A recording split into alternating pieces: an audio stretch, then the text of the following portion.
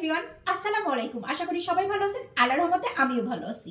আপনারা সবাই আমার কাছে আলুর দমের রেসিপি চেয়েছিলেন, বাট এমন সময় চাইছেন যে সময় মেহেজাবিন চলে গিয়েছিল যশোরে, আমার ক্যামেরাম্যান ছিল না, সো আমি আর আপনাদের সাথে রেসিপিটা শেয়ার করতে পারি নাই। আবার মেহেজাবিনই আজকে আবার আবদার করে বসলো যে আলুর দম করে খাও, সাথে নাফিসা ভিডিও। ভাবলাম যেহেতু দুইজন মিলে বলতেছে, তাহলে আপনাদের সাথেও শেয়ার করে ফেলাই এবং ওদের মনের ইচ্ছাটা পূরণ করে ফেলি। চলেন তাহলে চলে যায় একদম ডিরেক্টলি রেসিপিতে। আমি প্রথমে অফ ক্যামেরায় পেঁয়াজের ব্রেস্তাটা কমপ্লিট করে রাখলাম। এটা আমি একদম আলুর দম রান্না করার শেষে উপর থেকে দিয়ে দেব এই জন্য। এখানে আছে পেঁয়াজ আর জিরে পেস্ট, তারপর দিয়ে দিচ্ছি রসুন পেস্ট, রসুন বাটাটা 2 চামচ দিলাম, তারপরে আদা বাটা 1 চামচ, ধনিয়ার গুঁড়া 1/2 চামচ, গোলমরিচের গুঁড়া 1/2 চামচ, হলুদের গুঁড়া 1/2 চামচ। এখন দেব মরিচের গুঁড়া। মরিচের গুঁড়া দিব আমি হচ্ছে 1 চামচ উঁচু উঁচু, কারণ আমাদের এই মরিচের গুঁড়াটা অনেক বেশি স্পাইসি। এবং আমি আলুর দমের একদম শেষে আবার হচ্ছে মরিচের গুঁড়াটা দিয়ে দিব, মানে মরিচ ভেজে রাখছি ওটা খুব সুন্দর করে তেলে ভেজে একদম উপরে দিব পরিবেশনের সময়। এখন এই মশলাটাকে 4 থেকে 5 মিনিট খুব ভালো করে কষাই নেব। এখন দিয়ে দিব 1/2 চামচ লবণ, তারপরে দিব আস্ত মশলাগুলা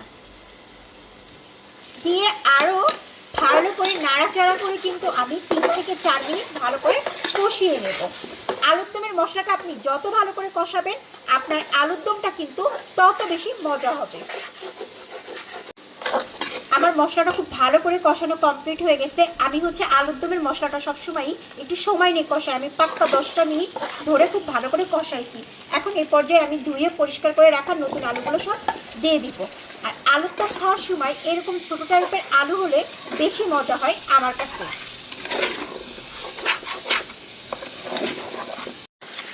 আমি এখন এই আলুর দমের মশলাটা খুব ভালো করে প্রত্যেকটা আলুর গায়ে গায়ে যাতে ভালো করে লেগে যায় ওইভাবে আমি নাড়াচাড়া করব। আর 3 থেকে 4 মিনিট আর একটু কষাই নিব আলুটা দিয়ে।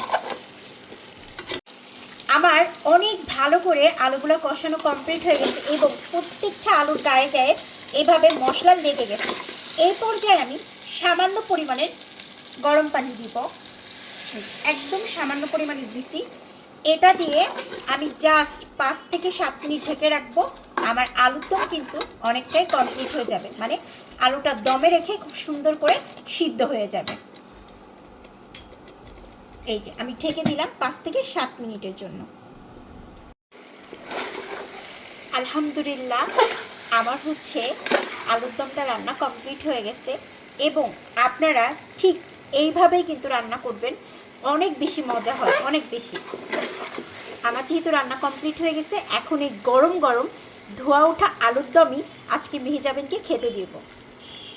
মেহেজাবিনের আলুর দমটা খুব সুন্দর করে বাটিতে উঠাই নিয়ে আসছি। এখন ফার্স্টে দিয়ে দিব পেঁয়াজের ব্রেস্তা, যেটা আমি অফ ক্যামেরায় রেডি করে রাখছিলাম।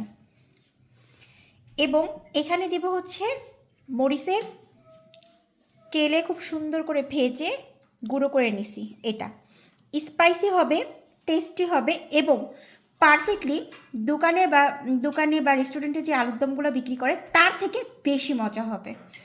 এখন মেহেজাবিনকে টেস্ট করতে দিব।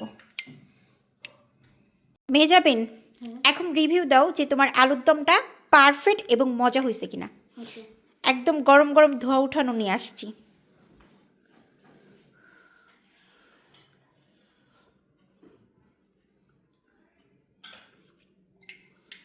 আমি তো বাইরের আলুর দম তেমন একটা বেশি পছন্দ করি না। আমি স্পেশালি তোমার হাতে আলুর দমটা পছন্দ করি, তো আবার স্পাইসি। হ্যাঁ, একদম আমার মনের মতন হয়েছে। হ্যাঁ, আমি যে আলুর দমটা রান্না করছি আপনারা চাইলে স্পাইসি করেও খেতে পারবেন, আবার যারা ঝাল পছন্দ করেন না তারা কিন্তু নর্মালভাবে খেতে পারবেন। আমি কিন্তু একবারে পুরো ভিডিওতে খুব সুন্দর করে এটা তুলে ধরছি। অবশ্যই আপনারা এইভাবে আলুর দম রান্না করে খেয়ে দেখতে পারেন। সবাই ভালো থাকবেন, আল্লাহ হাফেজ।